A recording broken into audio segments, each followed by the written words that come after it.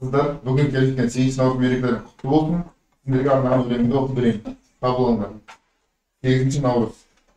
Парақтайын күндерді көптен бергі, сарақтайын өткен мен кеткендерді, терең ойға шомылып толған айын, кернегенде шабытым от кеудемді. Ызғарымен күн түні өпкен желді, мұздағымен көмкерген көкпен жерді, қыстың сонау аязын аққа тастап, даламызды жайнатып көктем келді. Жаңарады құлпырып қайта бәрі, даладағы көк шалған жайқалады. Мерекеге толайдың басталғаны наурыз айы кіргеннен байқалады.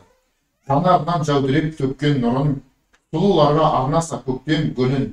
Бұл көрініс біздерге білдіреді 8 наурыздың жеткендігін. Мерекеге мереке жалғанады, жылы сезім сыйлайды жанға бәрі. Ақ жүректі аяулы аруларға жүрек жарды лебізім арналады.